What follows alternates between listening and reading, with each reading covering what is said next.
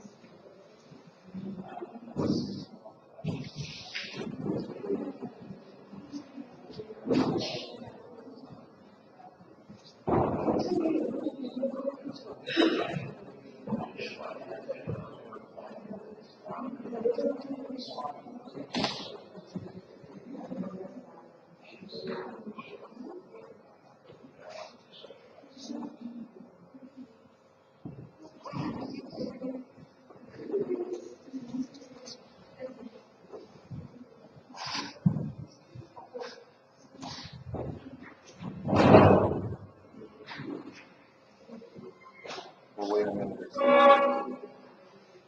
Breakfast was late getting started. 5 minutes. Okay. So it's the Indian 5 minutes. It's a Latin American 5 minutes. It's not a German 5 minutes.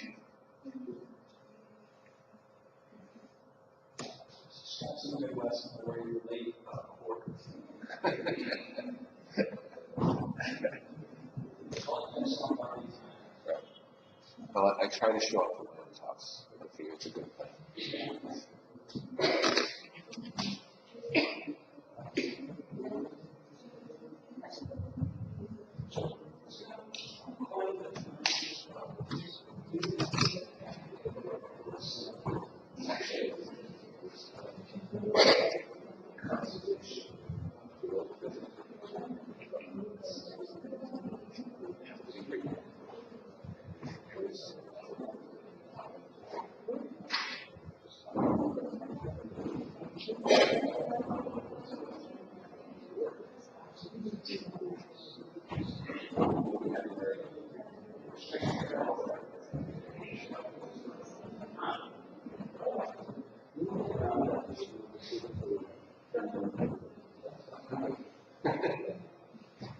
They're probably tired too.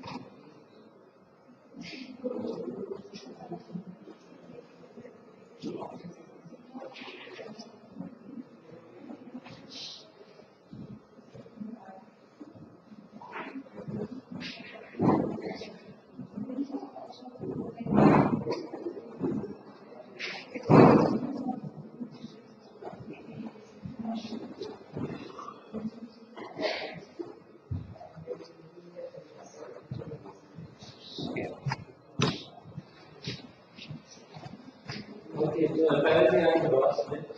So I'm going to just organize here at the same time. And it's my pleasure to introduce Scott Brady, and we are really fortunate to have him here. He's going to talk today about sort of a concept that he introduced, which is the dying back aspect of neurodegeneration and is not really being appreciated, and the role of axonal All right, thank you, Sebastian. I'm surprised to see the students here. I figured they'd be tired of me. But I will have some backgrounds here that you've already heard, simply because we do have faces that haven't necessarily heard it. So I'll make sure we're all on the same page. But I'll try to do a balance between that and the material that's is new. Oops, let's go back actually. So, I like to, one of the things that sort of helps in some ways with these adult-onset hereditary diseases is to sort of give examples of people who suffer from diseases. These happen to be iconic cases of one or another of these diseases. The one second from the left over there is one that I'm sure most of you recognize as Mahabaleshwar, who now suffers from Parkinson's. Exactly what it is, Parkinson's or traumatic brain injury with a disease plus clear. The second one, and what is not a cricket uniform but a baseball uniform, is Lou Gehrig, who suffered from ALS, and he essentially was famous for his strength and endurance.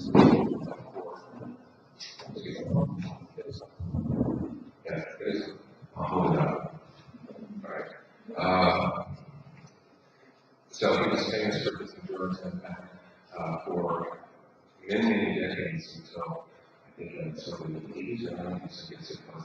He held a record for most consecutive games playing without missing a game or injury or health reason. And within a few months after his retirement from the game, because his health, he died from ALS. The last one over there is Brady, who suffered from Huntington's disease, and he's probably one of the most well-known figures. He's an American folks, and was very well known, particularly in America, for a number of songs that have become standards. And then the one over here is one you can recognize, but that is the original Alzheimer's condition. It's a woman named Elucidate. She came to Alzheimer and this, and was in her 50s and was suffering from all the classic symptoms of Alzheimer's. And when she died, he dissected the brain, did an autopsy, and in the pathology, he reported the plaques of the head that's living today. So each of those is sort of brought into the disease that is adult-onset. It's the common features of a mixture of either pure genetic or a mixture of sporadic and genetic forms. The nervous system is fine, as far as we can tell, for many decades, and then it starts to degenerate. And much of the focus of the years has been on cell death, but what we're going to focus on is the dying back neuropathy, which is associated with it. It is a much earlier feature of the diseases. And you'll remember my apprentice.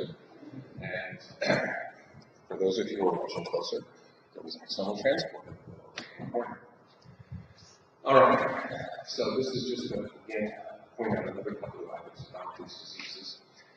They just feature a number of characteristics that are in common, listed several of them. And in addition, they all affect projection neurons. So none of these diseases have a significant effect on inner neurons, and fine-marginal neurons are spared throughout.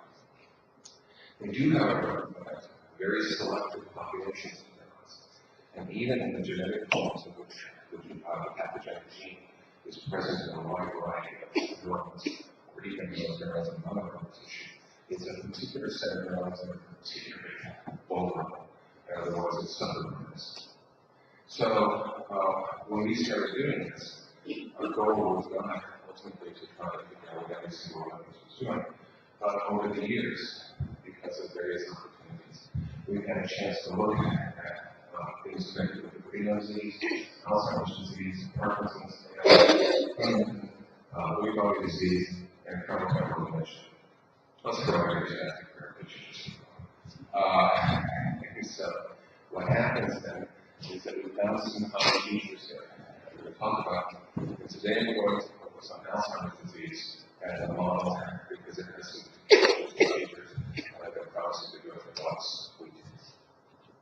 So, dysferopathy. What is this word? The word is the word that we coined when we started realizing that there was this common feature and how it was useful for the people to think of these diseases as a class rather than just a lot of independent diseases. And many of them have been put together as misfolding diseases because that was what we originally talked about. Of course, adult-onset neurodegeneration diseases. But we thought that the misfolding was misleading because they didn't all have misfolding in the sense of aggregates on most of it. And second, it was not telling you anything about what was going on in the disease.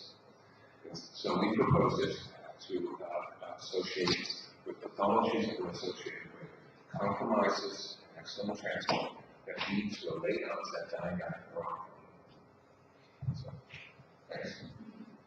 All right. So to show how we do that, yes. The thing is not routine. It's not very bad. This place is routine. So the discrimination is not very bad. It's very hard. What was that again? This thing is routine. This thing is routine. No, those are not. Those are completely unrelated. That was made. That's actually very few people know that outside of a particular set of clinicians that use that term. And say, but no, it's not connected to that. As I say here, this comes from a pair of the Greek word to transport or carry. So I don't know how they came up with this word in that case. But it's totally unrelated, and it's not an issue. Okay? All right. So again, a picture of the scoop we use. You can see the size. They're really quite lovely. They can change color quite dramatically. And essentially, we remove the head, and it's here. It's where we have the giant axons.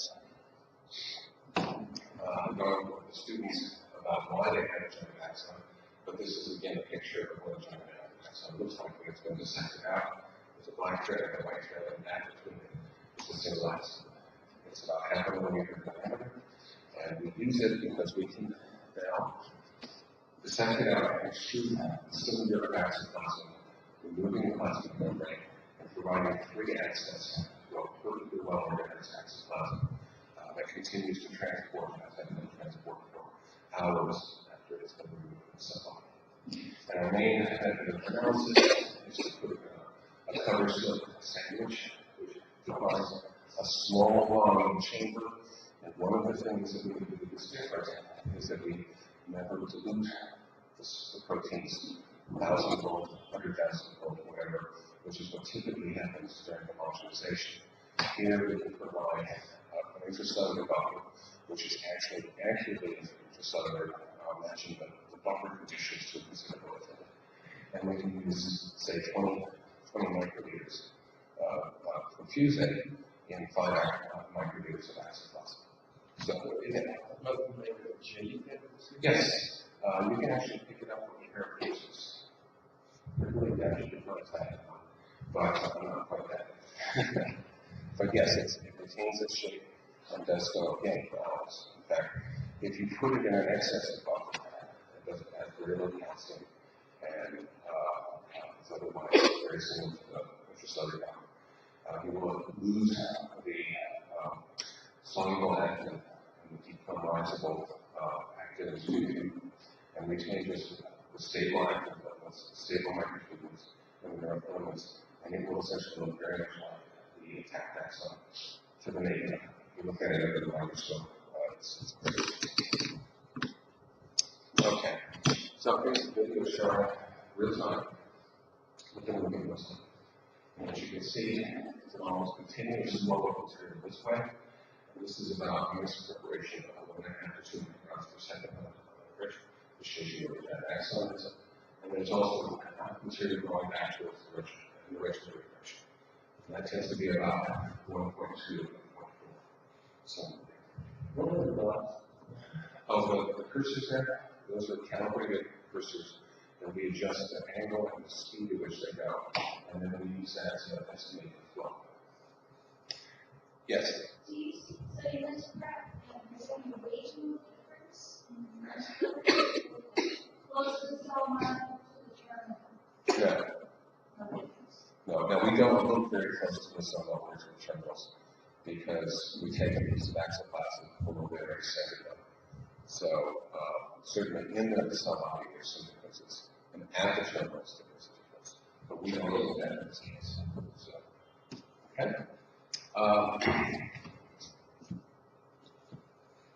This just shows you that with the duration of the experiments that we look at with the control arm, there's essentially no change in the typical experiments for an hour.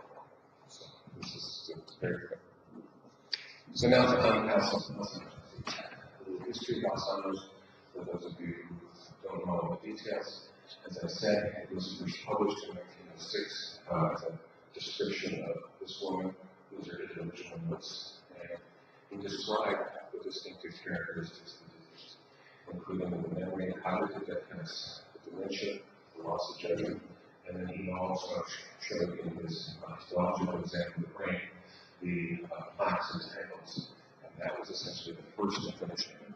Now, interestingly enough, this is a little sideline history, is that he described what was almost certainly a familial case of Alzheimer's, because the age of the woman was in the 50s, and it's almost unheard of that a sporadic case that occurs in her.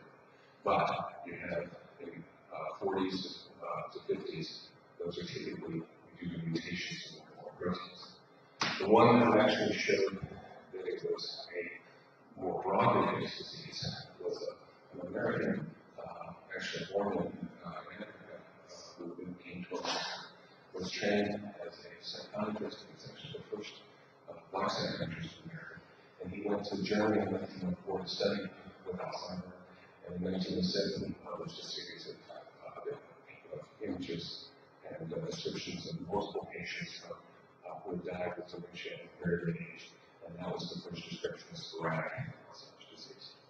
This is a picture I like because it's a picture made on modern microscopes and cameras of the original Alzheimer's slide. And you can see the plaques and the tangles very clearly about 100 years later. All right, so again, the point of this slide is that no matter how powerful or how beautiful it may be, you can suffer from Alzheimer's. And it's inexorable, and it's essentially a devastating disease. And I won't go through all the statistics on it before why, but it's actually one of the most daunting public health challenges in the coming generations, because people are living, and the main risk factor for Alzheimer's is clearly age, and the older you are, the more likely you are to get it. And so in the 80s, 50% of the people will have Alzheimer's. And this is clearly a truly difficult disease to work with, and it's characterized by the plaques and the tangles, and also I want to emphasize that it's been associated for many years with high-grade phosphorylation of bone proteins. I'm sure most of you know this as well, right? This is Rita. She was an actress in the movies. So, adult-onset symptoms, some of the age, selective vulnerability of neurons, accumulation of A-beta inverse fibrils in the plaques, accumulation of peripheral tangles, which are largely composed of tau, and altered phosphorylation of neuroproteins. So these are the hallmarks, and they are also hallmarks that we can typically find for dysferopathies. So I'm going to start off with tau, and we're going to look at first the accumulation of peripheral tangles, and second, the altered phosphorylation. Now, tau is interesting because it's, of course, a microtubule associated protein. It's been widely thought and has been demonstrated to have an effect on microtubule dynamics, and it certainly can stabilize microtubules to some extent, although it's not a very profound stabilization. And it's also true that in the tau mouse, there's a very, very long phase. It's not zero, it's when they're viable, they're much lower than and therefore, this is not a loss of function of tau in those diseases. Now, most tau diseases are in fact genetic diseases. Yes? Okay. Most are genetic diseases due to mutations and various mutations in the tau protein. Alzheimer's is the one that tends to involve wild type tau. Down syndrome also will play wild type tau, but it seems to be essentially zero to Alzheimer's in some ways as opposed with essentially triplication of those two. And that includes the APP protein, which is an increase in the A-beta. So there's, interestingly enough, none of the tauopathies will give you Alzheimer's disease, although they will give you the tangles and the filaments that are associated with Alzheimer's. They just will happen in different cell types. So the difference for these is different mutations cause changes in different diseases, different populations of different diseases. So for instance, from typical dementia, type 17 has two mutations in tau, and the index primarily the cortex and the terminal cortex. So the role of tau in neuropathology is clearly been a puzzle. Many people have argued for years that it was in fact the falling off of microtubules that was the cause of the microtubules falling apart. And though, as someone mentioned earlier, of course, that the problem is that unless you're looking at very late stage Alzheimer's, we've lost microtubules. So it's clearly one of the simple cases. And as I said, tau mouse does not have that. So, what makes pathological forms of tau possible? Well, there's several models that come up, and first we need to understand a little bit about what tau is. And it's a synthetase. It's alternatively spliced, and it shows various different combinations that you get. And it's known for being very, well, a great substrate for almost anything that you can think of. So these are some of the phosphorylation symptoms that are described. Some of these are clearly heavily phosphorylated to Alzheimer's. They have been pathogenic for many years. Using antibodies that see these phosphorylated episodes has been the standard way for pathologists to diagnose Alzheimer's, at least the tangles of Alzheimer's, as well as tau. So, not surprisingly, this was argued that since some of these sites are in the microtubule binding domains, that it must be what causes the microtubule to off the microtubule, and it stimulates this ongoing formation. It may indeed stimulate film formation, but it's important to realize that you don't need phosphorylation to get films. If you take recombinant tau E. coli and you mix it together in appropriate bubbles, it will spontaneously form films. And those films are very stable, very low pH, and they are toxic. So you don't have to have phosphorylation to get the tau films, and you don't have to have the toxicity. So, but what's happening to these films and what's happening with phosphorylation? Yes.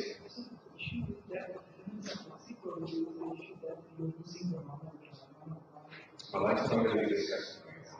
And the short answer is the filament are toxic. I'll show you an example of how and why they're toxic.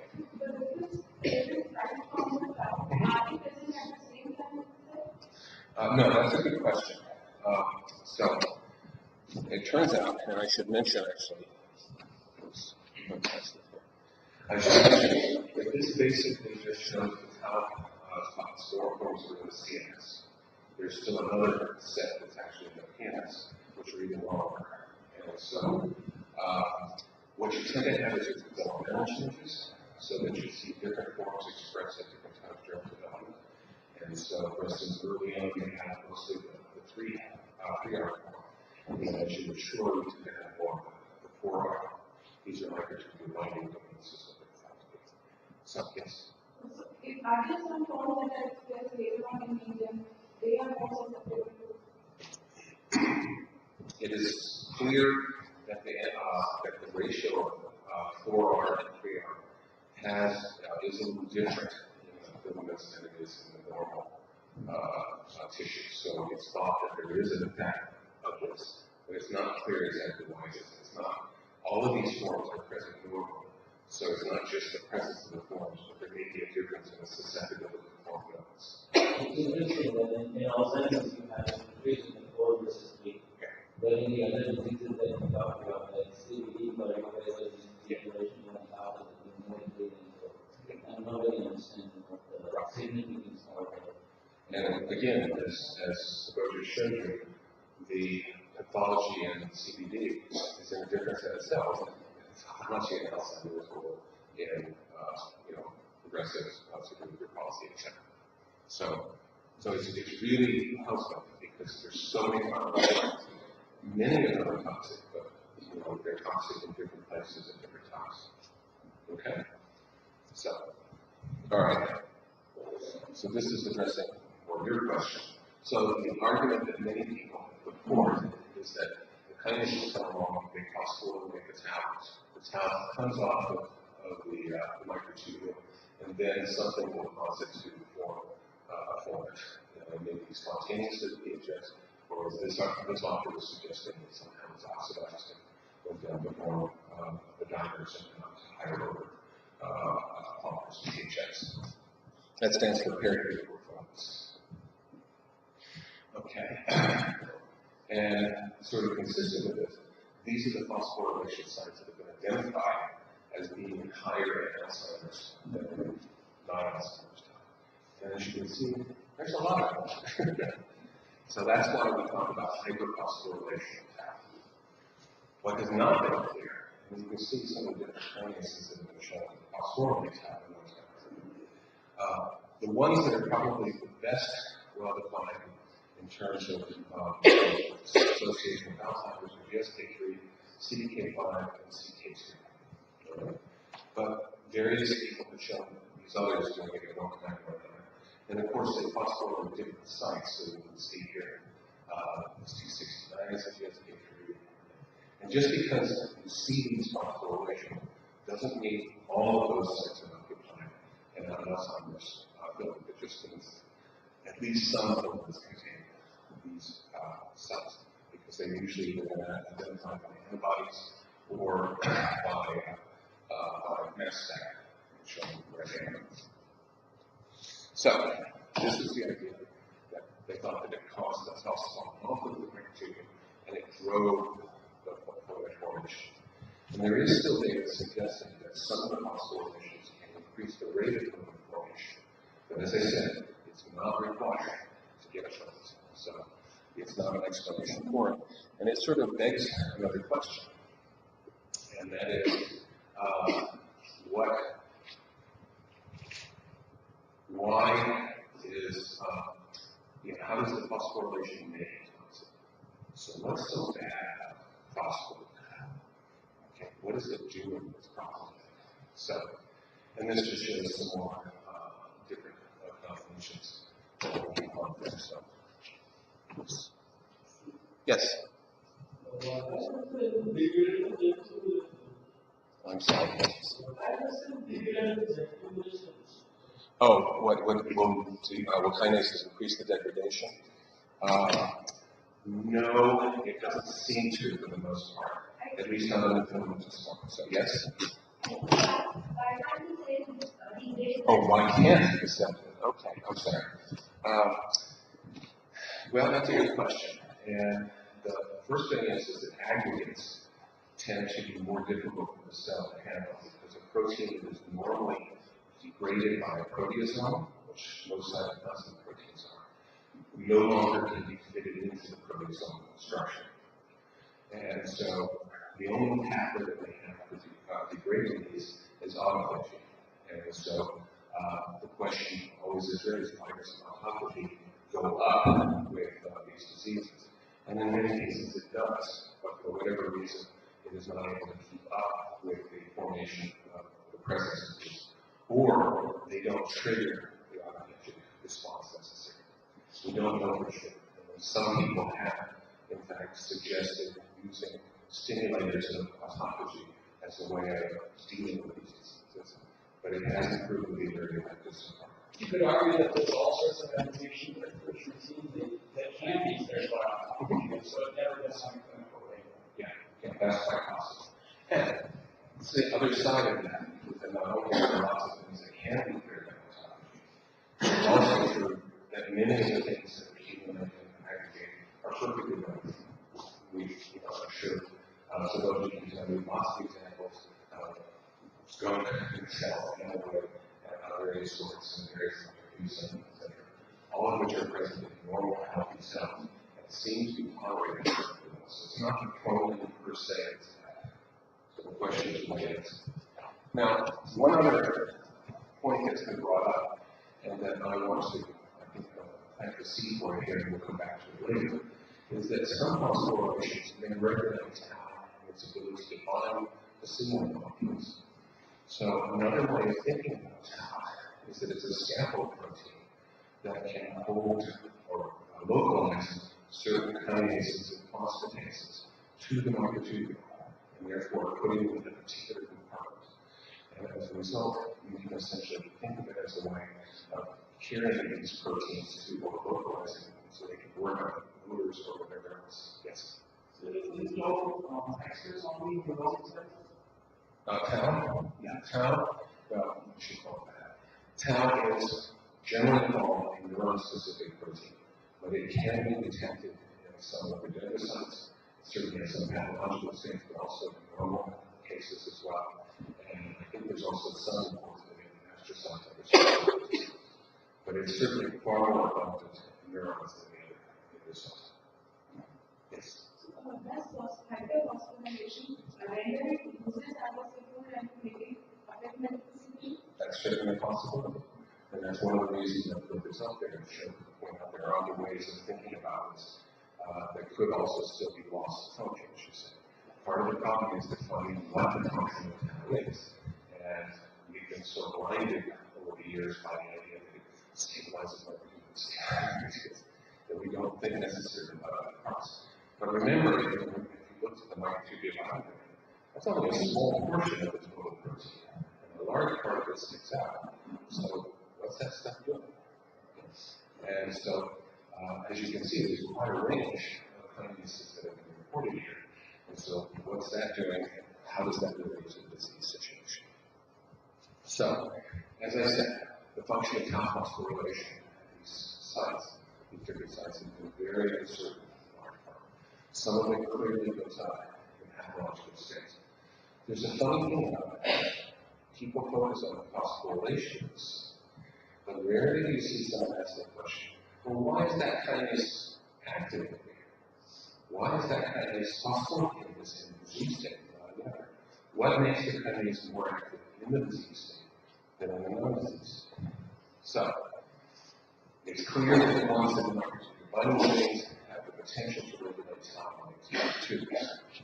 Other ones are thought to drive filament formation, but it's not required. And then the proteinetry is an interesting one, because these proteinetries are the SH3 binding domain I told you about in Huntington. Well, there's some SH3 binding domains in tau as well. And in that case, their function is normally thought to be adopting some equivalent kinase, Parkinson's kinase. And we'll come back to that later. Okay, so does tau have anything to do with external transport? So when you say oscillating because I thought of the something should make protein silent. So can it be a response of the cause? Why the body is like to oscillate so that they will disperse? Certainly a hypothesis, except most people say that it makes them less soluble in this case. But you're right, some proteins do become more soluble than phosphorylate. But tau seems to be, there are studies that suggest that the kinetics of tau filament formation It's driven towards stones by phosphorylation. Okay? So it's a normal reaction, as it were, which you can occur without the phosphorylation. But the phosphorylation at some sites drives it in that direction. Yeah? Just a question, the house filaments, they show the same characteristics as the classical amyloid filaments in the sense that they assume a cross-letter type of structure? There are some similarities, but there's distinct in other ways. So they don't have this cross-letter structure? Yes, they do. Because I'm asking this because what about the cross-letter structure, that's a property of the polypeptide backbone and not the side chain. Absolutely. Right, so that's very important to know. And in that sense, it's kind of intuitive to think that phosphorylation may trigger assembly of filaments. That's true, and there are many counterintuitive ideas in this. So I think that's it. So we should put it back. Yes.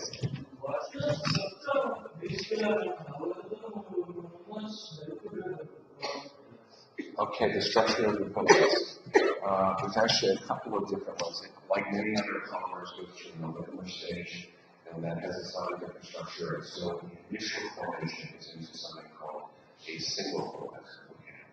And then they pair up and they twist around each other to form hereditary focus. So I showed you a picture earlier where you can point out the two regions, one which was hereditary and one was single focus. And then they form what looks more like tangles than the classic amyloid. So even in Alzheimer's day, you described it as fibrillar in structures, which was not, even though there are fibrils in beta amyloid, it's not inherent in this cursory organ, the typical histological. Well, it's thought that the proline-rich region plays an important role in that, but there are still questions about exactly how it fits together. And we think there's the beta marrow because of the interaction with interglacial compounds like that, and stuff like that. Okay. So I'm going to show you a little later that may not be the most important part. We'll show you why in just a minute. Okay. So the first question is, does tau monomer have an effect on transport? Now, this is not a trivial question because when we know that there's tau present, there are groups, very prominent and well-regarded groups, that are argued strongly that tau regulates microtubule-based fast axonal transport.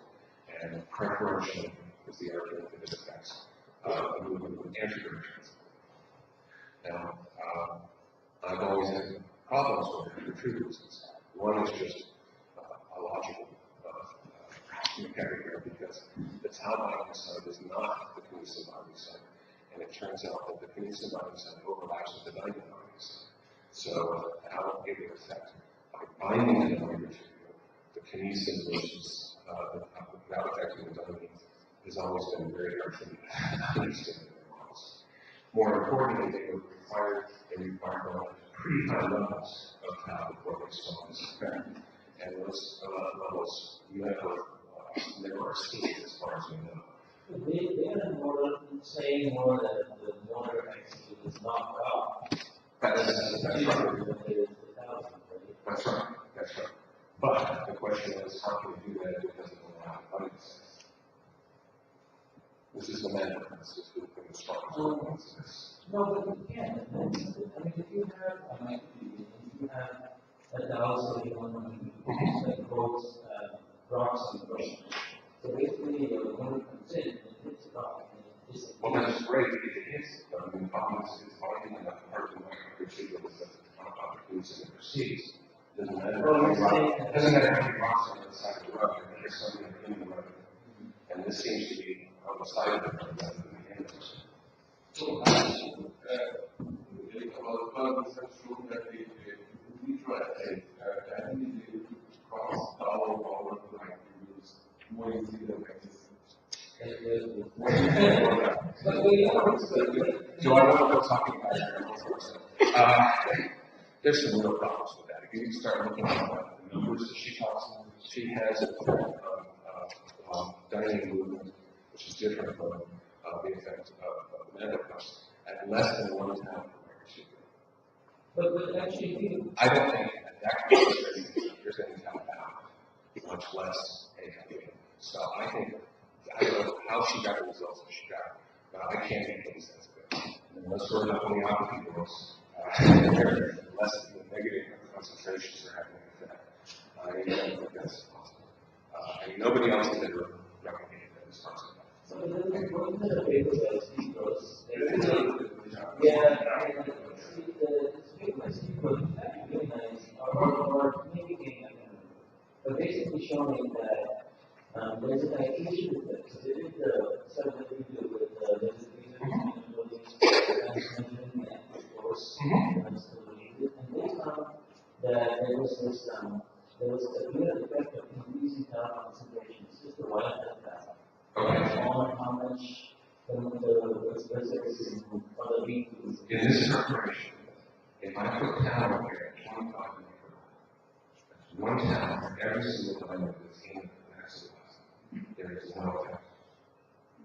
So, No, you can do whatever you want with that, but that's the result I have. So there's no effect on all the children, Nothing happened. Nothing.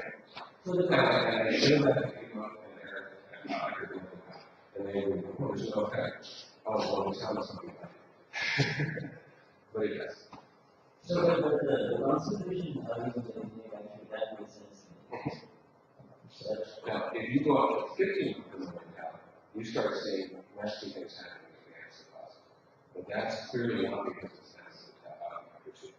So what it's doing, I can't tell you, but it's clearly a problem, and it affects function. But the long term is always normal, so can you have a small humans? Tau seems to follow the humans. So the living organisms actually bind to each other through the binding domains, so they can interact. Okay? So, 2 micromolar is not the concentration of tau in the body. We put 2 micromolar tau monomer in there, and as you can see, there's no effects. We put we take the same tau, and this happens to be a 4 repeat tau in human. And actually, human is important here, I'll come back to that. And you put it together in vitro, this was some of the stick fingers on, and so they've been making tau for a long time. And so we take their proteins, put it into the exoplasm, and now you see a very nice division with no temperature. Okay? So what's causing that? Yes?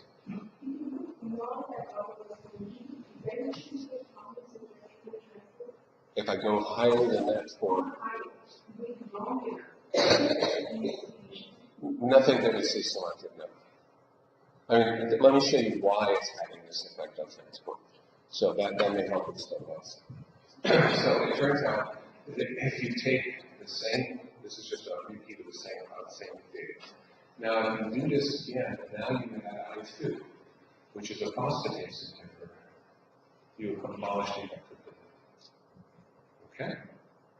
This effect suggests that this is a specific inhibitor of protein phosphatase inhibitor. If you take an inhibitor of GSK3, you block the effect. So remember, GSK3 has to be dephosphorylated before it can be active.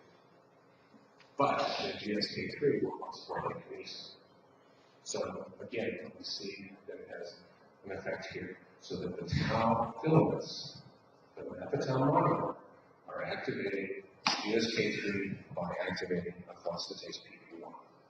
So the model we came up with here is that I actually built on some data vitamin test, which was very interesting. They show that tau, although people talk about it being a natively unfolded protein, is not.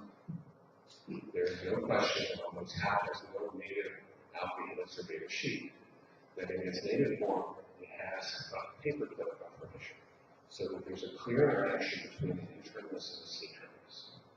And they fold up like this, exposing the microtubules and also the filaments. That allows it to bind to the microtubules very nicely.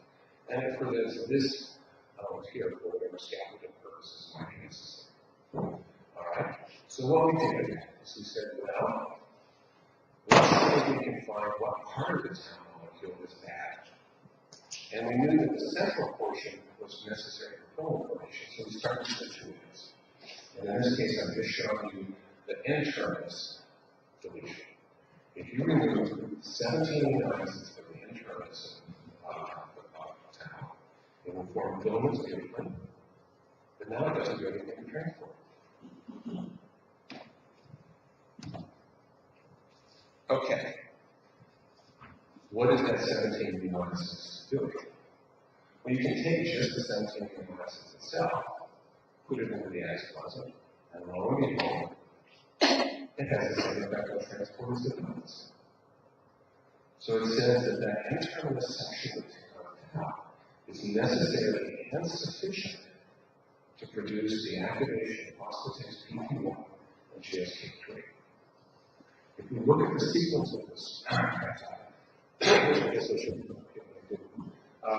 it has a very degenerate sequence that has been implicated in binding to phosphatases, but there's no clear consensus to phosphatase binding sites.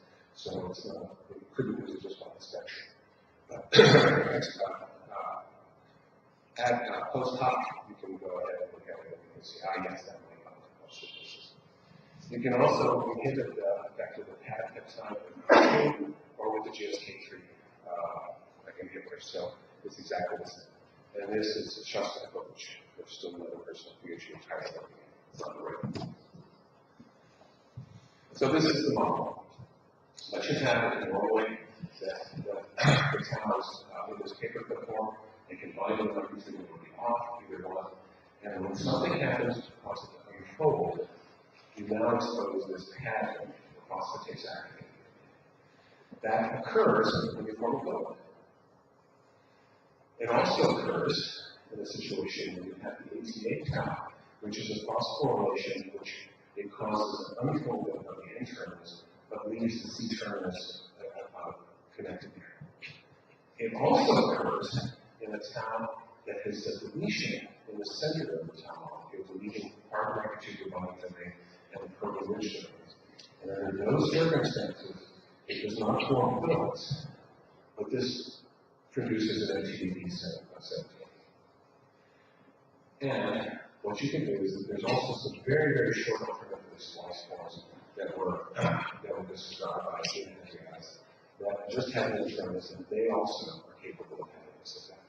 All of them normally activate phosphatase PP1 when the pad is exposed, not when it's concealed like this. And when the GSK3 goes in, phosphorylates not chance if it's transported. What about the reference chaplain which should take care of these? Well, there are some studies showing that upregulating chaperones can help with this, and it tends to default this to some extent. But under normal circumstances, that doesn't seem to be happening, either because the chaperones are numerous and other things. Yes, Sandra? So I have a question. Have you noticed if the vasculars have less diseases on their surface? Yes. Okay, and what's the whole reduction? 50% or 70%? I can't remember off the top of my head, but certainly something on the order of 70-80%. The other thing is, in many systems, if you put much of immediate line on it, We don't see that.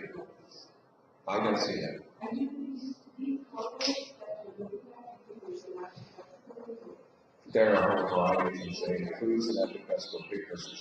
What you have to remember is that in the early systems, 95% of the guiding in anterograde transport is associated with cytoskeleton moving disorder. A very small percentage is moving factors. And so there's definitely no, I don't think the idea that linking kinesin and guiding is a very typical thing at all. I think it's a very rare exceptional. It may occur in some situations, but it's not required, and it's not.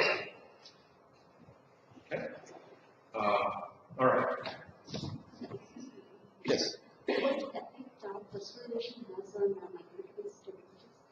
Well, it depends on how you do it. If you do it in vivo, it seems to have very little effect. If you do it in vitro, under conditions that are a little bit more borderline in terms of microdisability, it will cause them to fall apart because they will, the tau will come off. Okay? But in vivo, that doesn't seem to be the case.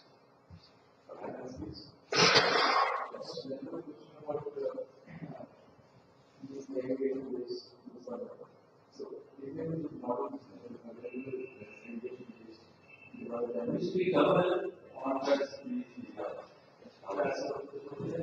is there a model system we can study aggregation is on the ask is it phosphorylation or aggregation is final or early stages and where the integration comes in?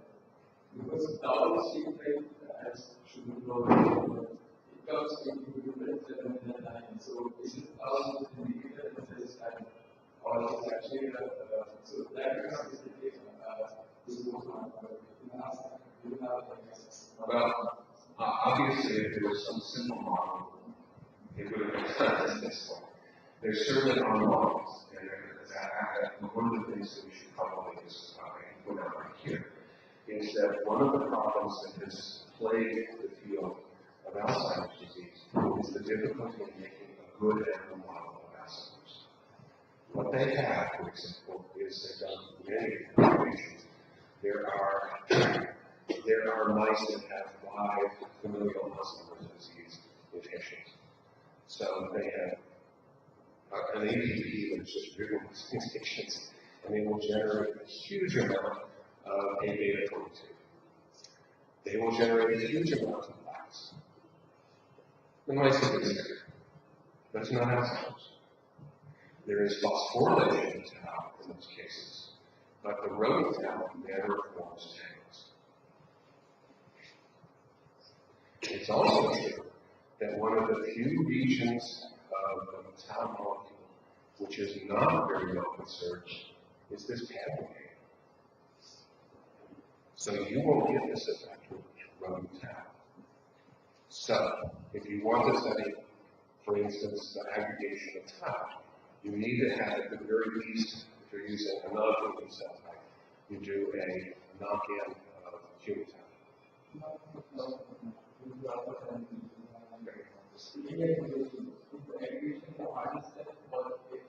It's not the concept. The aggregation is a phenomenon of a variety of different things. There's a paper, I can't remember that, it's A-R-R-A-S-T-E et al.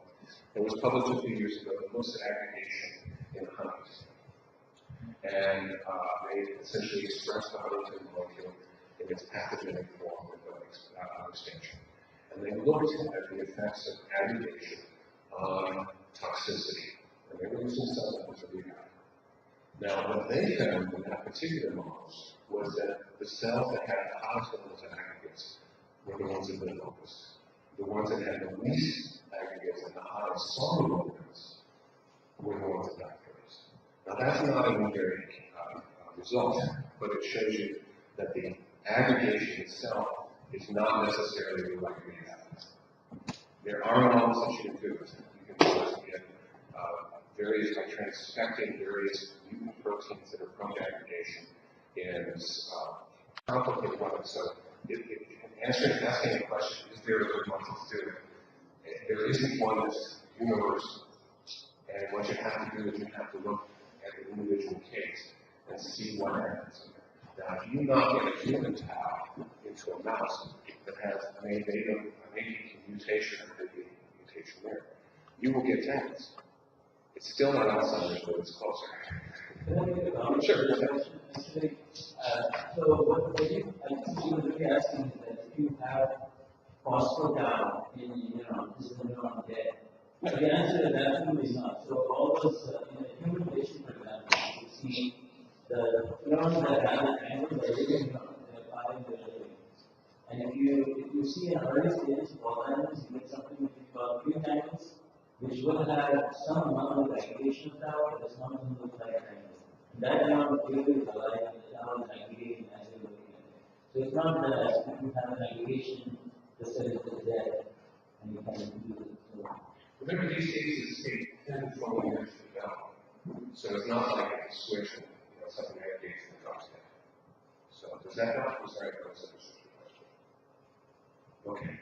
Yes. Osteoarthritis, fibrosis, similar pathology and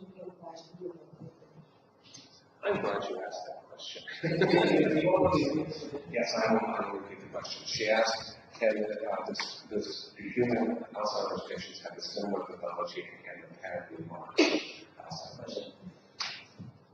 Here we have skipping the data, yes.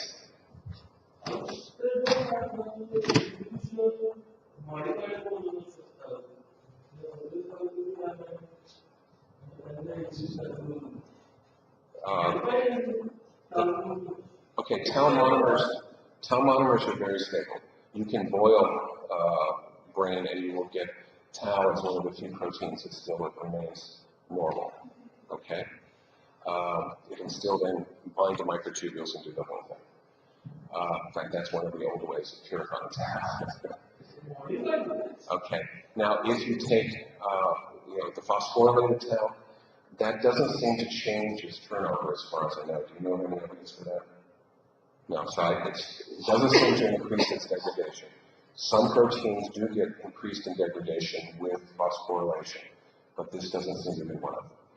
And of course, you have so many different phosphorylations, maybe there's one that does have it, and we just haven't seen it yet.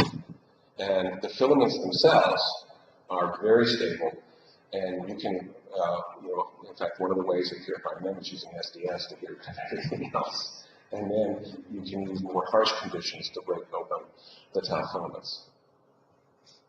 Okay? Yes? The deformation is for operation of mechanism. Have we done that Have I determined what? K. The KM. No, we haven't done that. So, yeah, those are not easy experiments to do. So. You did the same experiment with the axons, but use the mouse behavior. We haven't done that yet. That's on our list for next year. So yes, that's a good question. All right. So, back to your question. All right. So this antibody was raised to the pad, just 17 amino acids. And what you can see here is that it's a very nice antibody. This is TNT1, what we call it. We've got a wild type. The one that's missing the pad, you can see that it sees very nicely. The wild type doesn't see the deletion.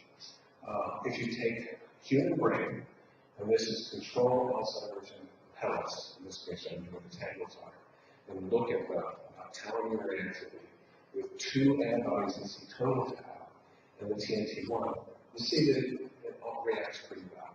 So it sees tau and SDS nature channels. It should, because it's just it's a sequence of it.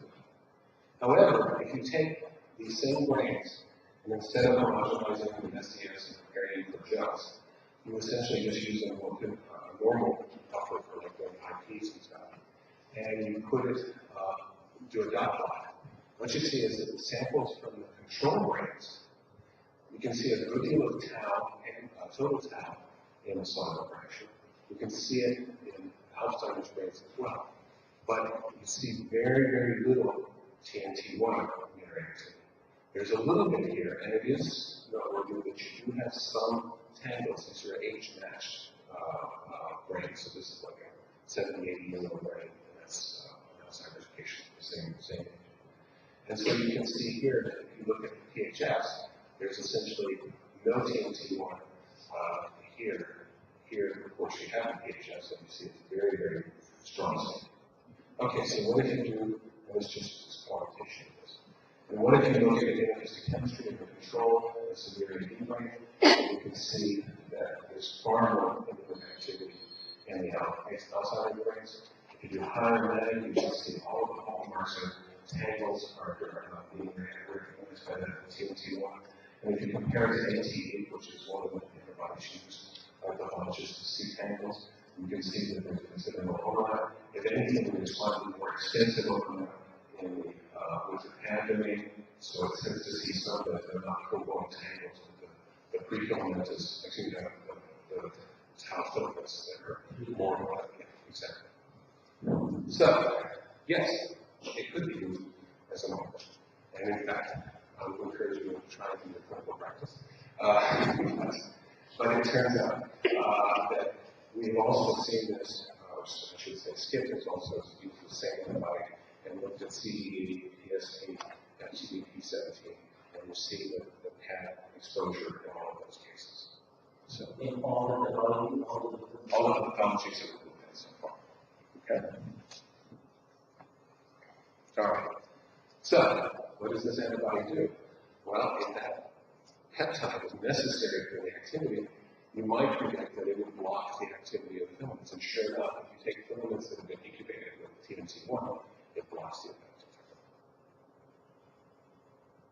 of TIFR. Now, there's a question that's sort of raised by this, which is worth asking. Well, if this pad can do that, why is it there? And why doesn't it work normally? Why is it, I've already showed you the paper clip, so you can maybe argue that the C-terminal is simple effect. But everybody tells us that tau is just sort of floating all around all the time. And so why doesn't it activate with the control tau? Well, one of the reasons is the conformation. But there's another example that comes up here. Now, what we think is that this represents an example of a misfolded protein in which it becomes pathogenic only when the folding exposes a biologically active motif that is normally sequestered. Now, that motif may have a normal function that is regulated, so that might be the case here. So yes.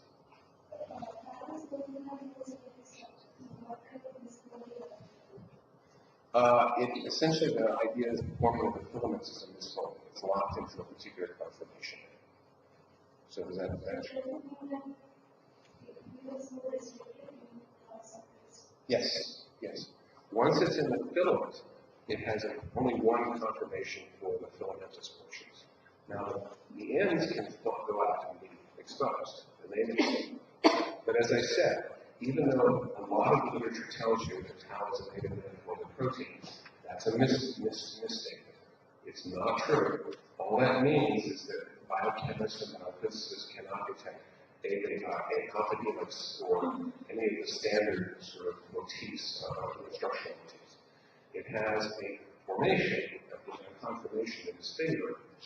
It also can open up and then come back. And in fact, that's one of the reasons it's so stable that when you boil it, you can essentially cool it down and it will refold exactly the way it was before. But it doesn't show up on the standard methods for doing structure.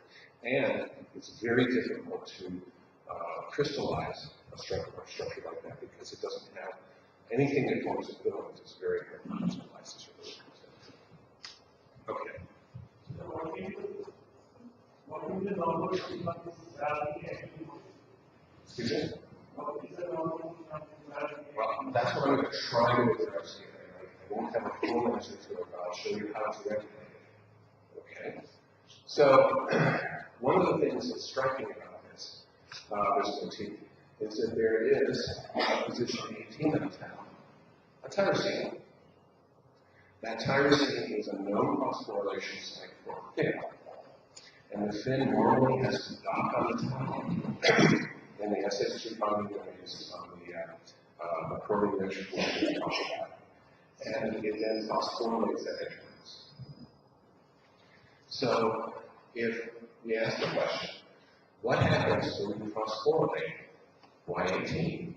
Then lo and behold, you can see here's the wild-type marker. Here's the wild-type to the tau filaments. Here's the tau filaments, which has been converted from tyrosine to a glutamate. And that is a pseudo-phosphorylation. Lo and behold, it no longer activates.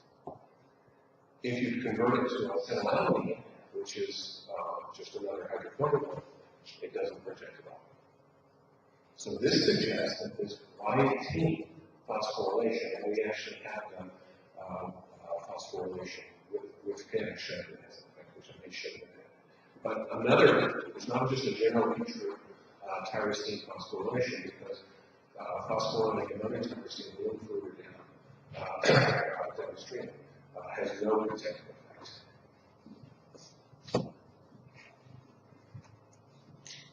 That said, the Y18's E doesn't have any effect on the filament formation. Filaments form perfectly well. You can see what they look like here. And you just don't have the effect of transport glutamine instead of tyrosine. And you can also show here, looking at activation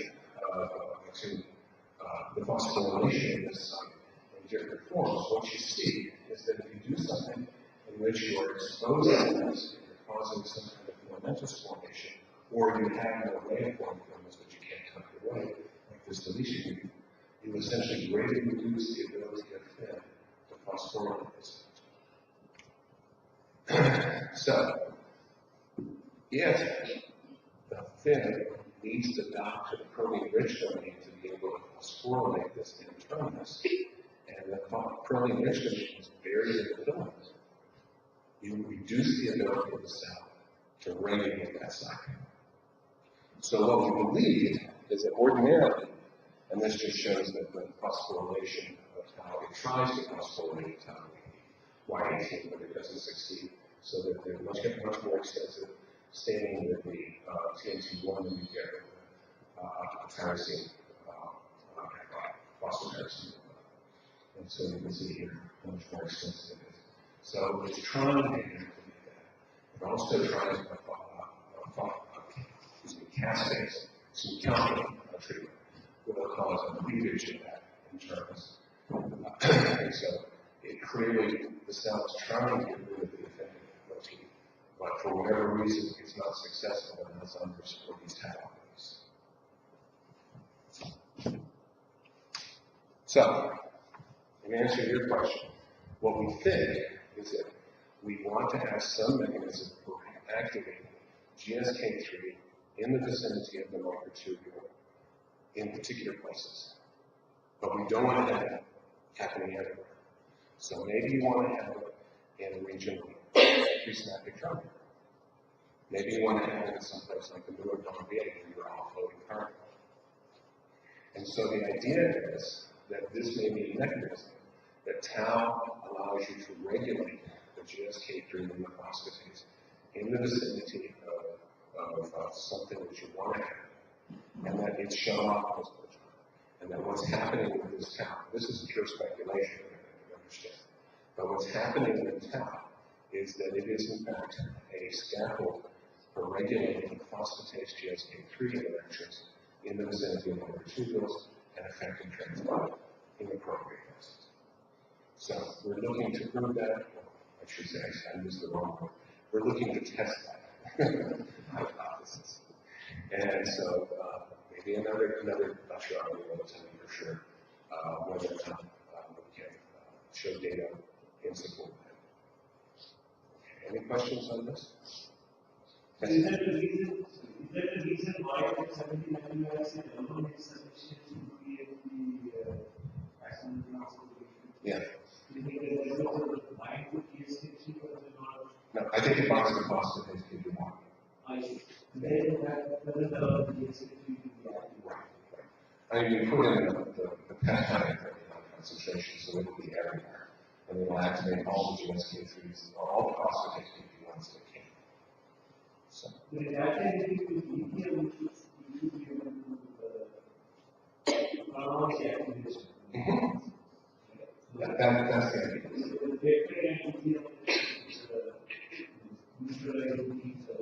That's the idea. Question. So, you said that pathway is not there in that Say that again. I just think that when you said that pathway of the tau is not there in the rat model. Yes, the right model, yes. So, if you insert the pathway in the rat model, It's a great question. that can become a model for everything. It might, or even better, just put the whole human tau in there. And it certainly does, there's no question that if you do a knock-in of human tau, the mouse, which going with mouse, I'm not going to waste up a rat, but in the mouse, you will get tangles and you will get tau pathology. So it has been used. The problem then becomes, it's hard to sort of get the the particular populations of neurons affected in the right order and that sort of stuff. But it's a lot closer.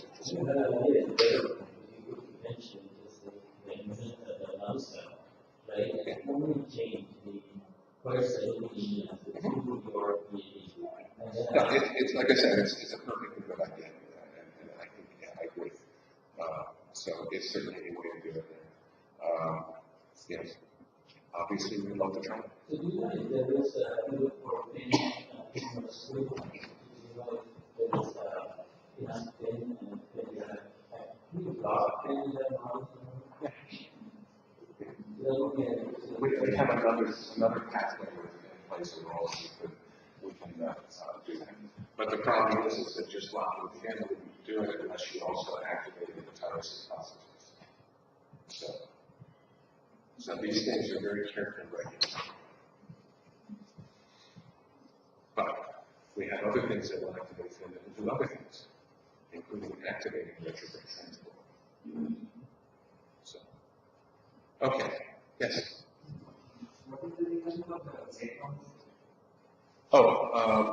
You don't start getting the exposure of the pad domain until late. So whatever it is, it takes time for the level of that exposure to be high enough to start getting the effects that you see. So the disease actually starts well before you start seeing symptoms. But like I said, it's a slow accumulation. It's not like all of the tau bleeding that goes in that form. But in fact, the interesting thing, or an interesting thing, yes, is that this construct here, this is an FTD-E17, and so that means it's a tauopathy. And I can't remember the age of onset on this, but it's also one that's an age-dependent one, so it doesn't get born with a pathology, so they develop it later, and it's an inherited disease, of course. So it says that there must be some kind of compensatory mechanisms that gradually can't keep up with the effects of it. Okay, yes? So if these can be around there are some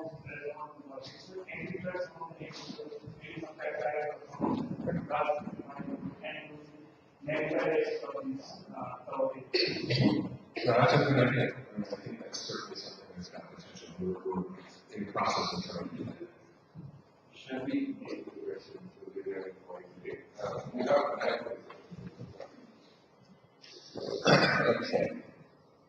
All right. So what about the plaques? Let me do that real quick. And so I've already talked to you about that. So now we're going to look at accumulation of plaques, A-beta amyloid, and phosphorylation of neuroproteins. And it's been shown for a long time. And I've shown this data before, so I'm not going to spend a lot of time on it. The A-beta 42 that's been incubated alive for neurons and phosphorylants, so the mixture has effects on both directions of transport. The unaggregated has no effect. The filamentous has no effect on anything that could be possibly physiological. And oligomeric A-beta 42 has an effect on, although this is 100 nanomolar, you see almost identical effects down to 10, maybe 1 nanomolar. That effect is not blocked by inhibitors of kinase, but is blocked by here 3 different ways of inhibiting the CK2.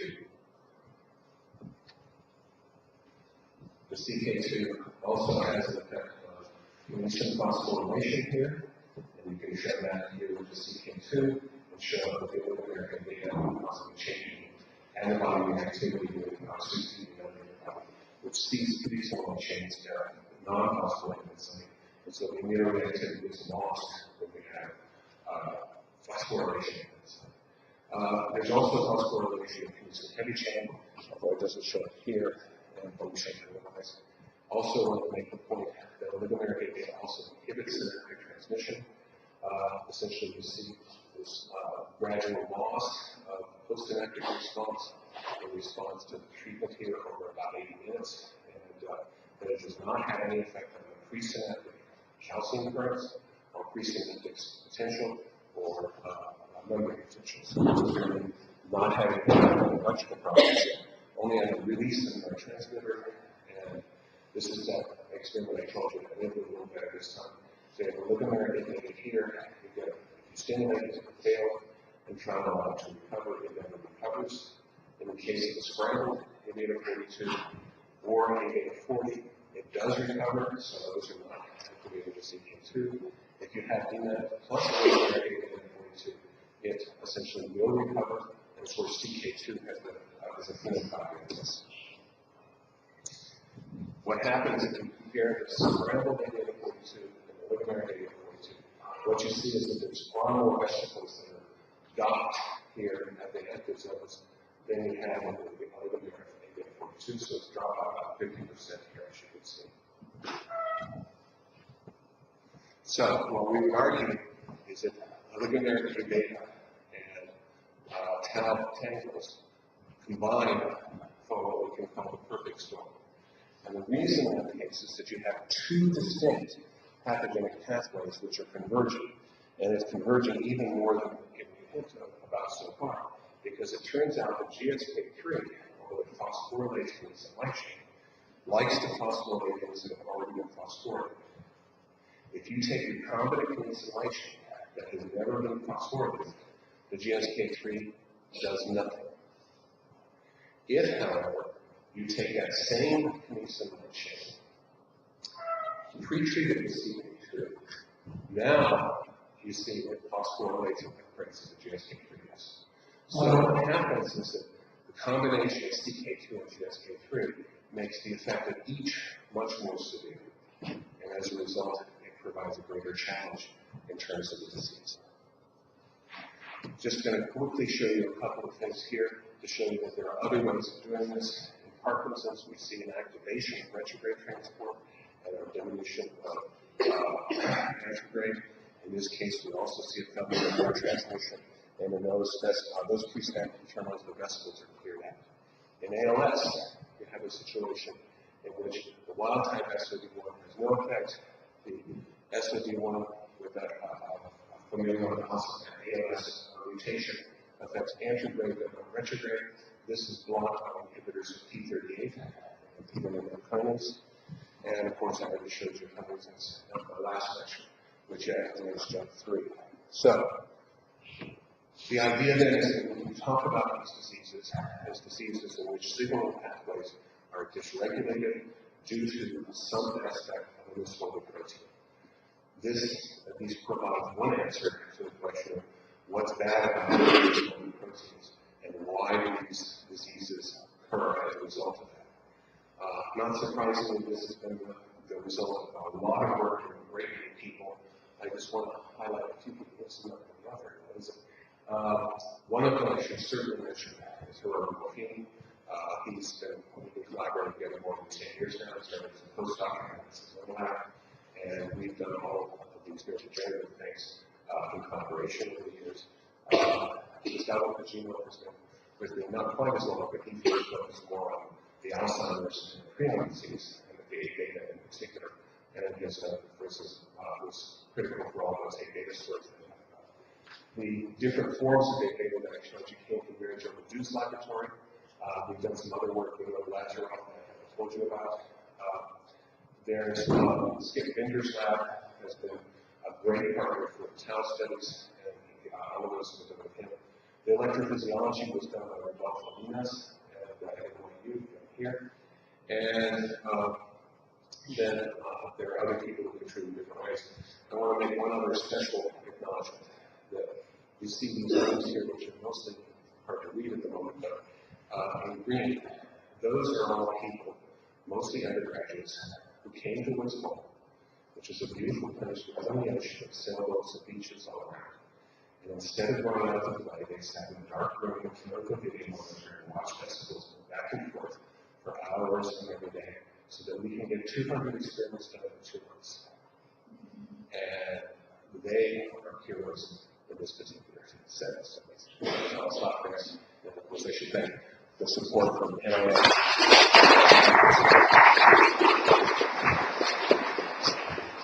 So if you have any other questions, you can just ask later. Now we have a very good I either warmed them up or tired them out for you. I don't know which.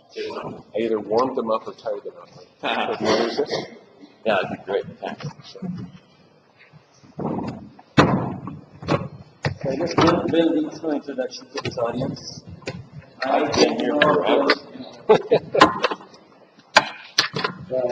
He's been here even longer than I have. And I'm not a fly guy, so I need to know his work.